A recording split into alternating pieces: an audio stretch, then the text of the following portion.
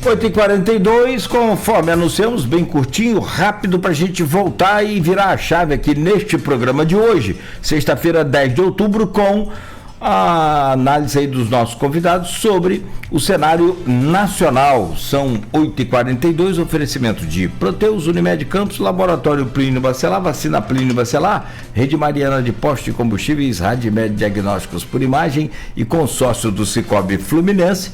Eu chamo você, meu caro Aloísio, para abrir esse bloco aí, por gentileza. Vamos lá, gente. Eu vou citar, antes da Quest de ontem, a parte eleitoral, para a gente entender o que está acontecendo, e para quem conhece, pesquisa e acompanha a eleição, eu sei que vocês todos fazem isso, é uma coisa rara de se ver o que está ocorrendo agora, não é sempre que você vê.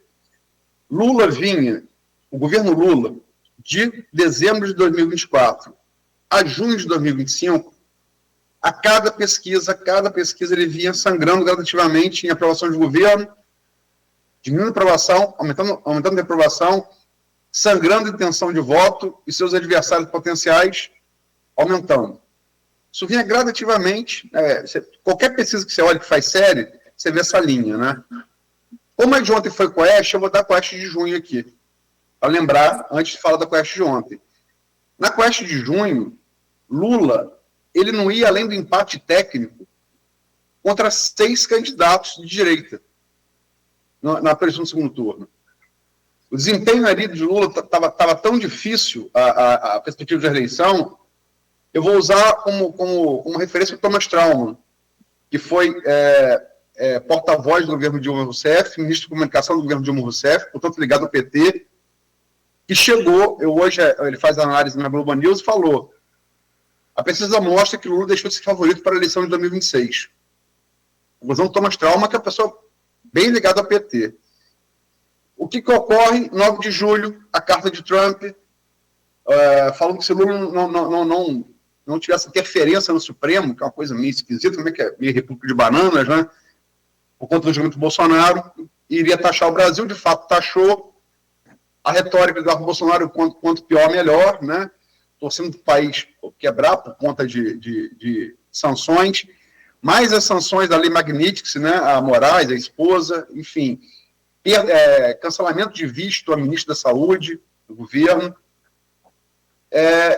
e teve o discurso na ONU também, eles se encontraram, Lula falou de forma muito dura, criticou a postura dos Estados Unidos, e Trump, em vez de retrucar, falou que tinha rolado uma química, né? E ficou essa expressão, voltaram a se falar em videoconferência na segunda-feira.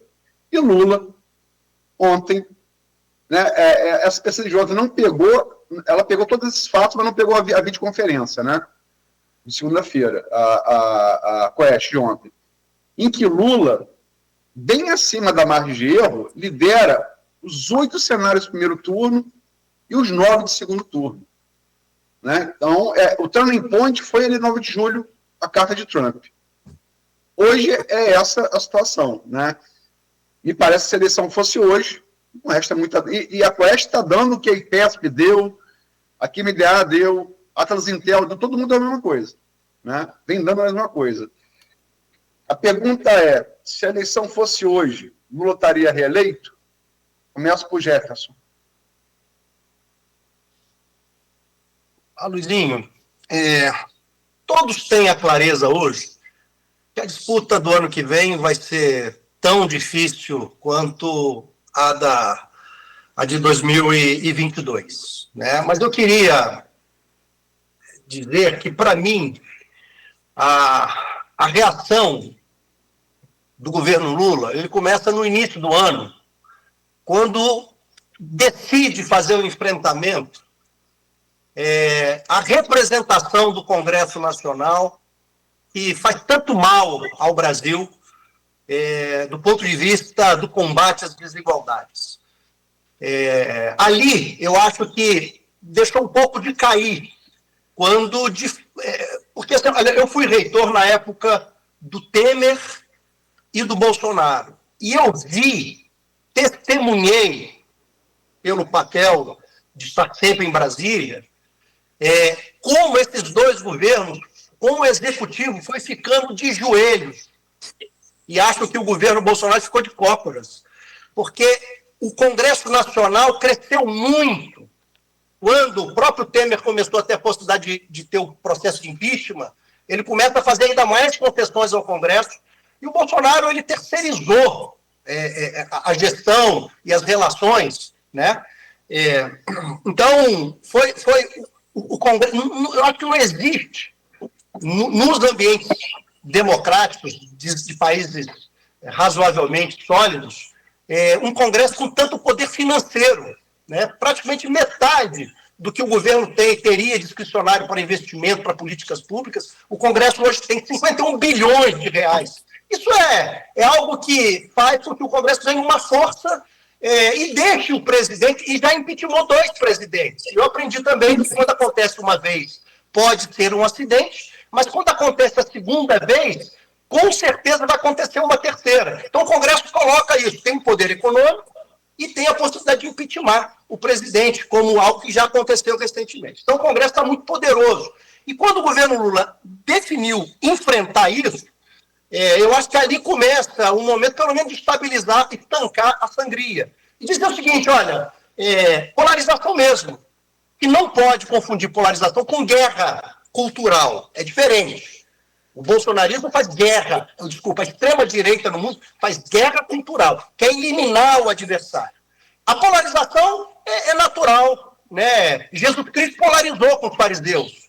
Né? Jesus Cristo polarizou com o seu tempo, da pauta de costumes do seu tempo. Polarizar é normal, isso é saudável, não tem problema. O que não pode é eu querer matar o meu adversário, eliminar o meu adversário. Né? Então isso não pode, isso é guerra. E aí, só que aí de fato eu concordo. Né?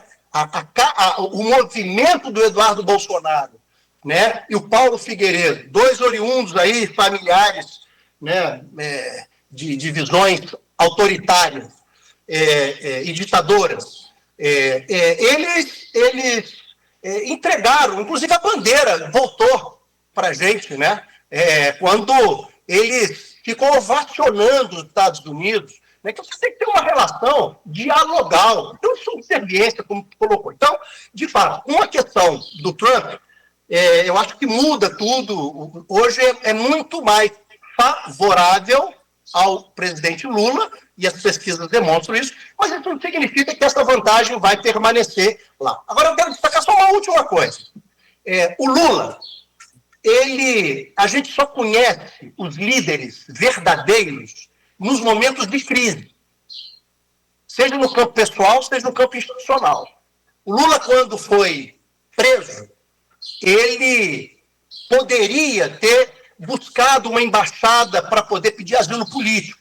Ele enfrentou. Ele poderia sair da prisão com uma tornozeleira eletrônica. Ele disse que ele não era pombo para ter isso. Ele quer provar a dignidade dele. Então mostra a grandiosidade. Diferente do outro líder que se colocou aí, que está tremendo, né? Que chamou até em tese, entre o algoz dele, que ele se coloca como algoz, o Alexandre, para ser vice dele. É vergonhoso, é vexatório, é covarde. Né? A outra coisa foi o Lula em 8 de janeiro, porque ali o líder ele pode ter receios, medo, mas ele tem que ter coragem. Então ali mostra a grandiosidade do presidente Lula. E outra foi agora no Trump, né? Que foi também muito diferente do Bolsonaro na pandemia. Né? Ele tomou uma decisão que mostrou que o que ele representava não se importava com a população, com as vidas. E todo mundo apavorado. Então, assim, eu acho que o presidente Lula, ele se mostrou e tem se mostrado um grande líder, especialmente nos momentos que mais esse país precisou, e eu julgo isso que, de alguma maneira, está reverberando, especialmente esse último, e aí sim, agora coloca ele mostrando o seguinte, quem defende o país, os interesses dos brasileiros, sem ser xenófobo. Né? Os Estados Unidos têm uma relação de 200 anos com o Brasil. Os Estados Unidos não é o presidente Trump. Os Estados Unidos é um país que foi muito responsável por grandes avanços na perspectiva democrática, do ponto de vista judiciário. Então, assim, eu acho que tem grandes autores, cientistas que mudaram a vida nossa, a qualidade de vida.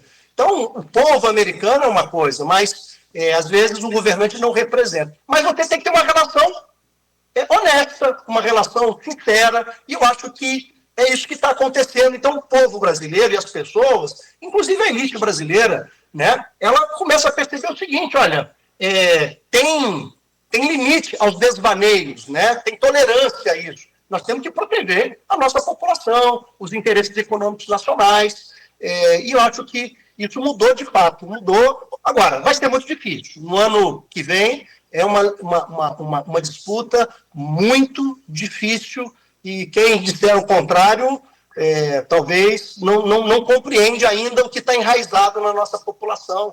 E as resistências, né? O Lula também na entrevista tem uma rejeição de 51%. Né? Então, rejeição é sempre mais difícil você romper, né? Não é fácil. Mas ele teve quadros muito piores, né? Hoje ele bate com distância o segundo, né?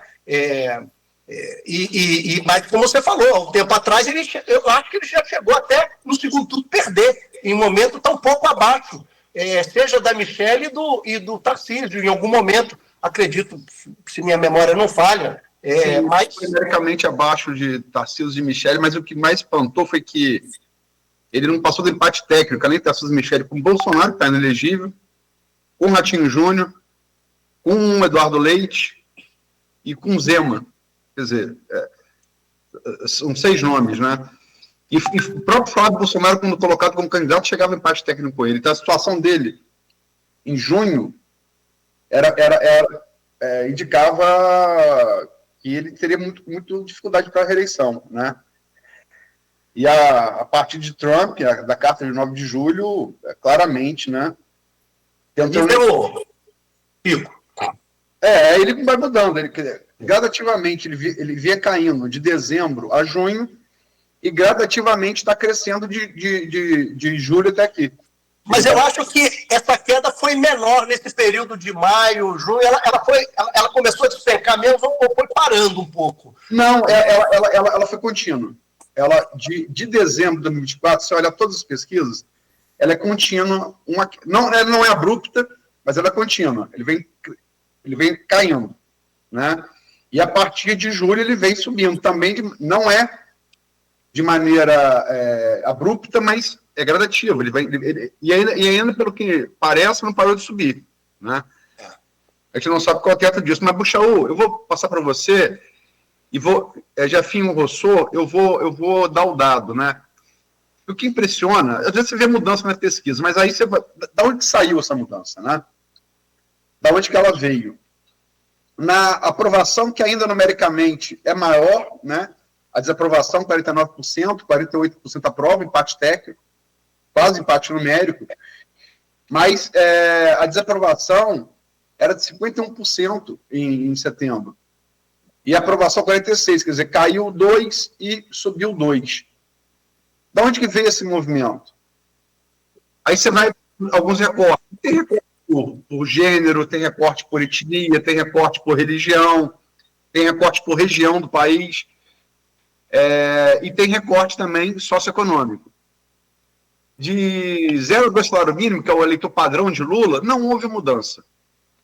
No eleitor da classe média baixa, que vai de 2 a 5 salários mínimos de renda familiar mensal, não houve mudança. Acima de 5 salários mínimos, aí vai pegar, não só o rico, vai pegar classe média alta e classe alta. A desaprovação de Lula despencou 8 pontos de setembro a outubro. E a aprovação cresceu os mesmos 8 pontos. Ou seja, Lula está mudando o voto claramente nos mais ricos. Isso é uma novidade, né?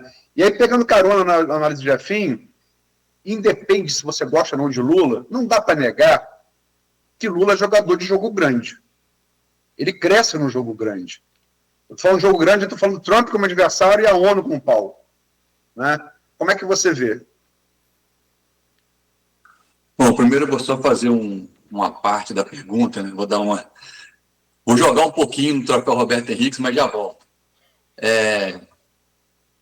Eu tenho uma preocupação muito grande com o discurso de que o outro quer acabar com a democracia, o outro quer eliminar o adversário. Só a gente lembrar que discursos desse tipo levam a facadas, levam a tiros, levam ao assassinato, como foi do Charlie Kirk nos Estados Unidos. Levam também ao assassinato da congressista democrata na Califórnia, porque o discurso de que o outro quer me eliminar, o outro quer acabar comigo, o outro é contra a democracia, leva ao indivíduo a reagir como se fosse um problema existencial. Se o outro ameaça a minha existência, eu, em tese, teria, então, o direito de eliminar esse outro. Quando o discurso político caminha nesse sentido e se diz que a direita no mundo é contra a democracia, a direita no mundo é nazista, fascista, quer assassinar o seu adversário, quer eliminar o seu adversário, é um discurso irresponsável com as consequências que ele pode trazer. Rotula, desumaniza e serve de atestado, de salvo-conduto, estimula o guarda da esquina a cometer atrocidades. Porque a atrocidade acaba sempre sendo cometida pelo guarda da esquina, seja no discurso do terrorista, que nunca é o que vai lá se explodir, seja no discurso do cara que está no palanque, que nunca é o que puxa o gatilho diretamente, mas ele acaba sendo o promotor dessa ação. Feito isso, o Lula hoje é franco favorito à eleição. Lula vinha absolutamente perdido. O fator Janja prejudicou muito o Lula no início desse mandato dele. Ele vinha tendo um mandato perdido, sem conseguir fazer entregas, sem conseguir se relacionar com o Congresso. E um Congresso forte, ele é bom para a democracia. A gente precisa eleger melhores representantes no Congresso, mas é importante um Congresso forte, um Congresso fraco, um judiciário fraco e um executivo absurdamente forte remete a uma situação ditatorial não harmônica, como se pensou na tripartição dos poderes. Mas o Lula havia perdido. A gastança da Janja, as viagens, a imagem, a forma como ela se relacionava, o fuck you Musk no discurso, enfim, esse comportamento extravagante junto com a falta de entregas do governo. Chega num determinado momento, o Lula vinha perdendo popularidade, né, tinha problemas e estava empatando com qualquer um de direita que competisse contra ele. No momento em que o Trump ataca o Brasil, e o eleitor é muito pragmático, ao contrário do que se possa imaginar, existem bolhas consolidadas, mas elas são pequenas. O eleitor, de modo geral, está muito mais ocupado com a realidade que com essas bolhas. Ninguém está disposto a pagar o preço da ideologia com o próprio emprego. Ninguém está disposto a pagar o preço da ideologia com a empresa que está falindo porque não está conseguindo exportar.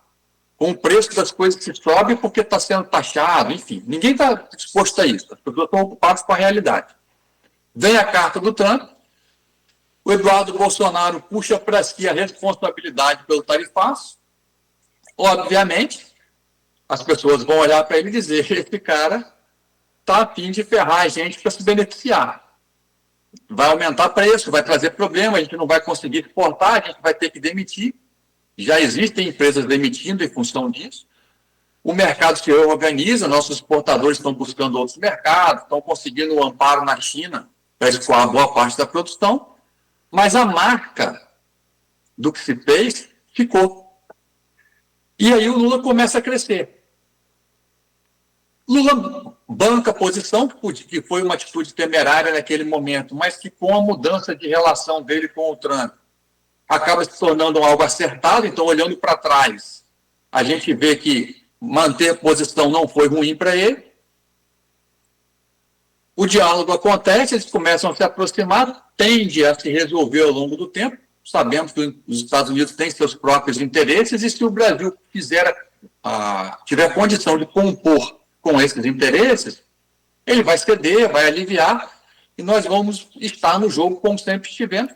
E aí o Lula, de fato, ele abre nessa questão de política. A gente vai mudar essa relação com os Estados Unidos. Essa questão do tarifaço vai ficar posicionada na história, no tempo. Só que a marca dela, a mácula, fica. E isso beneficiou o Lula, ele passou a ter uma bandeira que não tinha. Então, não houvesse o turning point na carta do Trump, o Lula provavelmente continuaria sangrando e nós teríamos aí mais governadores de direita, temos uma grande safra de governadores de direita, ocupando condição de disputar a presidência. Hoje, cenário atual, Lula é favorito. Daqui a um ano as coisas podem começar a mudar. Temos ainda Caiado, pouco conhecido, temos o Zema, pouco conhecido com baixa rejeição, temos ainda expectativa de crescimento de Tarcísio e de Ratinho Júnior, e não vão ser todos candidatos. Então, existe uma tendência lá na frente que alguns desses saindo fortaleçam uma candidatura de direita, se for única ou duas, enfim, que vierem, para se ter um segundo turno, e aí um segundo turno bastante disputado, porque a variação pequena ali de como foi Bolsonaro e Lula, de 48%, 49% a 51%, 52% no final de um segundo turno em 2026. Você roçou numa coisa aí que eu vou entrar um pouco da números para fazer minha última pergunta. São 9h03 já. Peço a todo mundo, inclusive vou tentar ser sucinto, peço a você que seja também. Numericamente, Lula hoje é o franco favorito, ninguém discute isso, que ninguém com alguma crescimento de pesquisa e isenção, né? Mas há caminhos. Porque, nada indica que a seleção vai ser em turno único. Ela vai ser em 2 turnos, né? A corrida de primeiro turno é uma corrida que você olha para o chão, para o piso. A de segundo turno você olha para o teto, para não bater a cabeça. É a rejeição, né? A rejeição que vai limitar o seu crescimento no segundo turno. Lula tem 51% de rejeição. É uma rejeição muito alta. Matematicamente, se quem rejeita Lula votar no candidato que se opõe a Lula, esse candidato da oposição se elege, né? 51%. No entanto, a partir do fenômeno da carta de Trump, os bolsonaros pararam na rejeição. Todos eles, todo mundo que leva no Bolsonaro. Eduardo Bolsonaro bateu 68% da rejeição. E as rejeições dos governadores que o Gustavo se referiu de direita, elas são menores. E eles também são menos conhecidos. Lula tem 2% apenas de brasileiros que não conhecem Lula. Ele não tem para onde crescer, né? Ele pode virar voto, mas ele não vai avançar sobre uma floresta virgem como existe potencialmente para Tarcísio, para Ratinho Júnior, para Zema, para Caiado. Como é que vocês veem esses flancos matemáticos abertos na avaliação de Lula? Começo com você, Buchaú. O Lula já é muito conhecido, está aproveitando um momento que é essa questão do tarifaço, mas que está localizado no tempo, então daqui a um ano ele pode já não fazer tanta diferença mais e pode prejudicá-lo na virada de voto. Ele pode não ter mais tanto voto para virar daqui a um ano. E os demais governadores têm muito para caminhar ainda. Eles são muito conhecidos e muito bem avaliados dentro dos seus próprios estados. Fora deles, não. Então, eles ainda têm muito para avançar, e esse avanço vai fazer com que a rejeição deles também suba, mas que eles conseguirem manter uma rejeição baixa e crescer, no segundo turno eles têm sim chance contra o Lula. Jefinho? Então, Aloysinho, eu acredito que a consequência de muitas políticas do governo federal vão ter repercussões, né, ao longo de agora para diante, né? É normal, você constrói, reorganiza o país, ou a gestão, e consegue, então, implementar as suas ações. É no terceiro e quarto ano que o governo, de fato, qualquer governo, em qualquer lugar, se mostra, né? O primeiro e segundo ano são construções ainda, consequências do anterior, e uma virada, né? Então, eu acho que tem algumas políticas importantes que vão dar bons frutos, né? E é possível que, inclusive, a rejeição do presidente Lula caia e a aprovação aumente. É possível. É fácil? Não, mas é possível ver os desdobramentos. Agora, eu não sei, aí é uma dúvida minha metodológica, Luizinho, você pode ajudar nisso. Ao mesmo tempo que o Tarcísio tem, salvo engano aqui, 41% de rejeição, ele também não é conhecido por 34%. Eu não sei se a rejeição é feita só daqueles que declaram que conhecem, tá? Não sei, ou se é no universo. A eleitora correta conhece e não votaria, exatamente. Conhece, né? Essa eu não votaria. Então, você tem 33%, né, de uma população que não o conhece, e que talvez aqueles que não o conhecem são justamente, e aí eu estou falando possivelmente, as pessoas que têm mais dificuldade, as informações nacionais em regiões mais pobres, e a política do presidente Lula, né, e dependendo do debate que vai se colocar, vai também demonstrando, né, que aquela figura, né, do presidente, olha, até estou falando, muitos que hoje rejeitam, podem chegar com os, olha, mas ele conjunturalmente é melhor do que o outro, né, porque o Lula, o que nos parece, que estou falando desde o início do ano, quando o governo passa a reagir, a entender que o problema dele não era só comunicação, o problema dele era espírito, faltava espírito nesse governo, dizer o seguinte, o que o nosso governo quer? De fato, as pessoas percebem que esse governo tem compromisso no combate às desigualdades sociais do país? Isso está claro? E saber quais outros personagens que defendem que categorias? Eu acho que quando isso vai esclarecendo e as candidaturas vão se montando, é possível, sim, que a rejeição possa diminuir um pouco. É muito difícil, a gente sabe que como você está certo, o segundo turno, a rejeição é que conta, né? Mas também é onde a gente pode mostrar quem é o presidente que se importa, a candidatura que talvez vai afetar melhor a vida daquelas pessoas. Acho que a posição do Tarcísio foi muito ruim, principalmente nesse momento agora, né, recente, né, nessa questão do metanol de São Paulo, se arvorar dizer, não é o PCC, sem nenhum indício. Ele fala que não é, mas também não diz quem é. Porque eu só posso dizer que não é, se eu sei quem é. E ninguém sabe. E pode ser. Mas só para um antagonismo, porque talvez isso surgiu com a possibilidade, nem estou dizendo que é, mas eu não posso descartar que não seja, né? Então, assim, eu acho que o Tarcísio vem mostrando uma imaturidade política. Foi ruim, está sendo ruim. Pode ser que melhore, pode ser, isso é natural. Então, quando você é colocado no cotidiano, as pessoas passam a te ver, talvez aquela imagem idealizada, né? Esse cara é o cara... Porque é isso, só erra quem faz. Quem não faz, pode dizer, eu vou fazer, eu vou acontecer, mas quando você está ali e as suas ações começam a aparecer, talvez isso vai permitir ao eleitor, né, uma decisão melhor. Então, acho que o Lula, concordando aqui também, né, com o Buchaú, o Lula hoje, e com você, e com as pesquisas nesse momento, né, o Lula se coloca como favorito, mas isso não significa que a eleição vai ser fácil. Vai ser uma das eleições mais duras que esse Brasil verá, né, como foi muito dura, né, nessa passada, mas tem as trapaças que houve nessa. Porque houve trapaça. Né? Eu nunca vi um candidato ter tanto dinheiro público, né, em atividades, rasgou a legislação eleitoral, colocou mais de 80 bilhões em políticas sociais à véspera da eleição.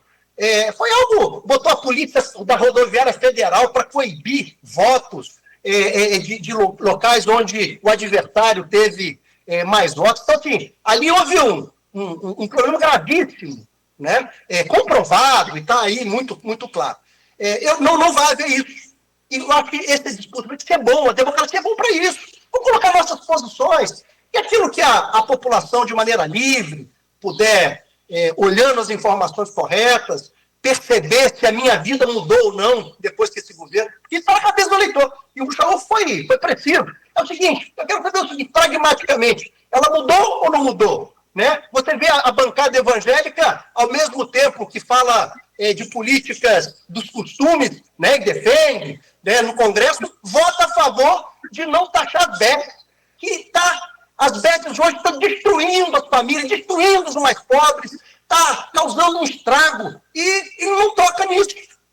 Então, assim, mas a população mais simples, evangélica, católica, e a pessoa simples, independente do seu credo, da sua religião, ela está vendo a sua vida. Está melhorando ou não? Melhorou com o governo Lula ou não? Essa vai ser a pergunta. E eu espero que o governo consiga, nas suas políticas, mostrar isso. Né? E se também não conseguir mostrar, é isso. Democracia é isso. Perdeu, bota o boné e vai para casa. Só não pode fazer o que aconteceu no 8 de janeiro. Perdeu, então eu vou inviabilizar, porque eu sou o dono da bola. Só vale se eu ganhar. Então, Eu acho que o governo Lula tem muita chance de ser reeleito. Eu vou trabalhar muito para isso, eu tenho esse compromisso pela gratidão que nós temos como educadores da educação profissional, tudo que o Lula fez, transformou os IFES, as universidades do Brasil, né? Nós quintuplicamos de tamanho, né? Hoje nós éramos 2 unidades aqui no estado do Rio, aqui, nossa, do Instituto Cefet, hoje nós somos 13 unidades agora, atingindo a população. Então, acho que um governo como esse merece, tem o direito, né, de postular a reeleição, e vamos para o debate bom. Acho que esse debate é muito proveitoso, sem armadilha, sem rompantes de autoritarismo, sem usar a máquina pública ao seu favor e ao seu sabor, né? Eu acho que essa talvez seja o grande legado do presidente Lula, retomar o governo do presidente Lula, retomar a democracia, que não é só do PT, lógico que não, é do PSB e de tantos outros partidos que ajudaram, o PCdoB, tantos outros, PDT, que ajudaram o país a dar essa guinada, né? É a partir da democracia que a gente vai discutir todos os outros elementos. Muito bem, 9h13. Fechado aqui, então, esse Folha no Ar de hoje. Se eu comentar alguma coisa aqui, depois vai dar mais comentário, aí essa medalha já está me perseguindo, então eu vou parar por aqui. Ô Jefferson, meu caro Alexandre, Aloysio, a gente fecha essa edição de hoje.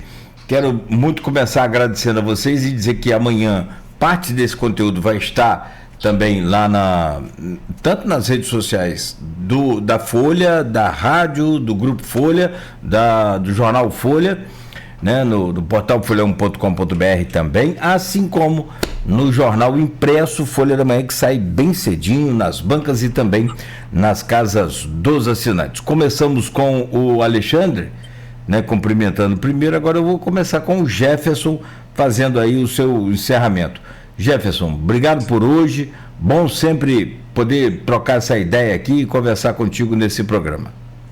Olha, eu quero parabenizar a Folha por permitir movimentos como esse, agradecer o Buchaú, né? Eu, desde o início do programa, já disse que eu tinha absoluta certeza que a gente ia construir um debate temático, com perspectivas, às vezes, um pouco diversas, mas com um grande compromisso com a melhora de vida das pessoas. Então, parabéns, Cláudio, parabéns a Luizinho, em nome de vocês, do Beto, quero parabenizar toda essa decisão e trazer outras pessoas para perceber o seguinte, é isso mesmo, a democracia, o bom é isso, eu posso divergir do outro, mas eu não quero eliminá-lo, né? Eu quero que seja melhor. É assim a ciência melhora quando tem antagonismos, e aí você constrói o novo. O problema é quando eu só quero falar e não quero ouvir, porque quando eu não ouço, eu não mudo a minha perspectiva, ou se eu ouço sempre a mesma coisa. Então isso aqui é bom, né? Não significa que as pessoas vão mudar de posição, mas talvez elas vão pensar, eu não tinha percebido isso,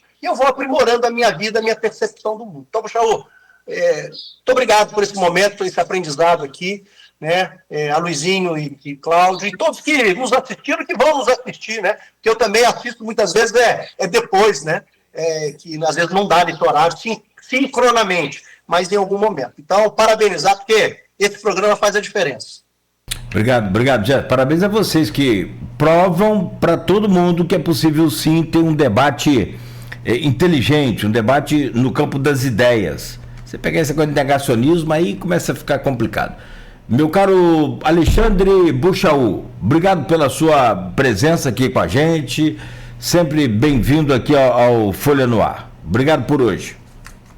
Obrigado, Nogueira, obrigado, Aloysio. A Folha tem sempre promovido esses debates ao longo da história, não só em períodos eleitorais, que é importante.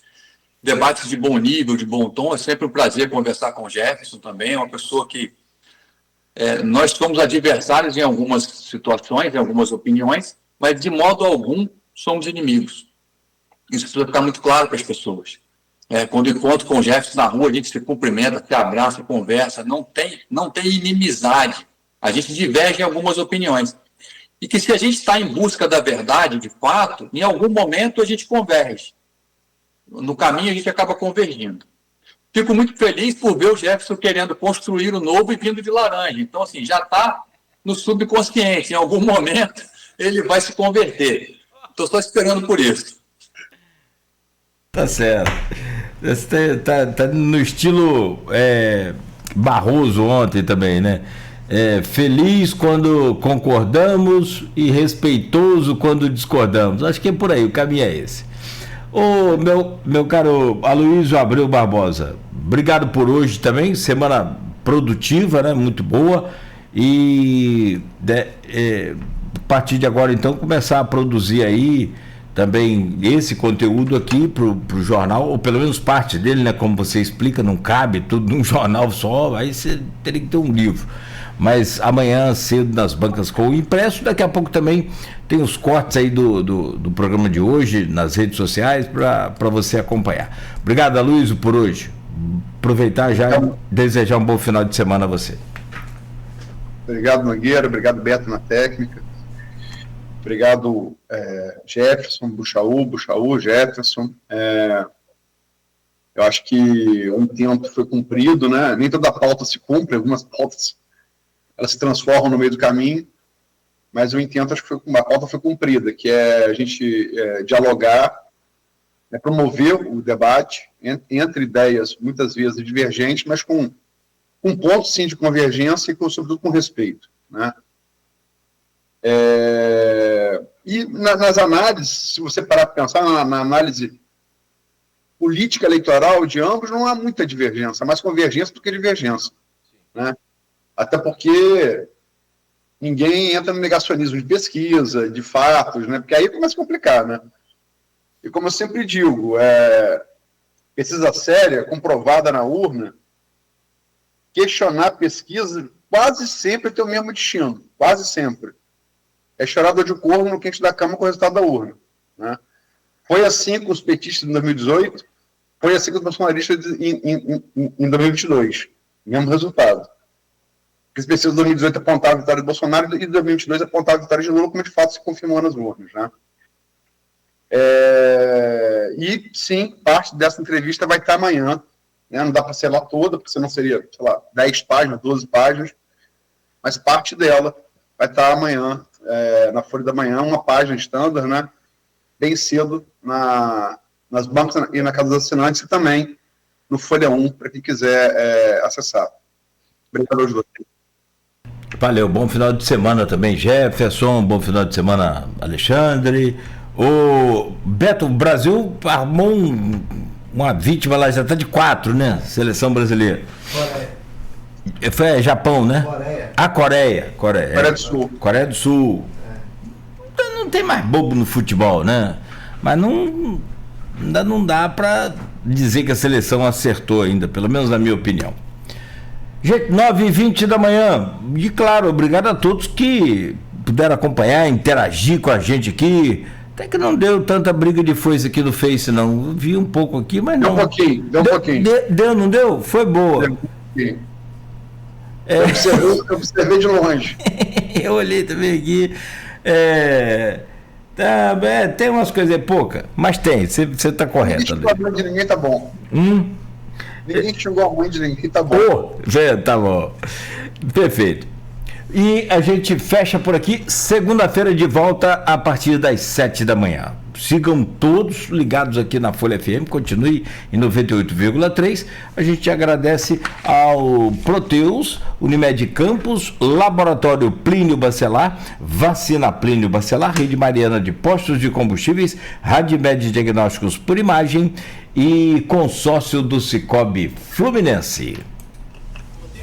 Com qualidade e excelência, Rede de Postos Mariana. Rede de Postos Mariana, a maior rede de postos da região, onde você abastece seu veículo com qualidade e garantia. Agora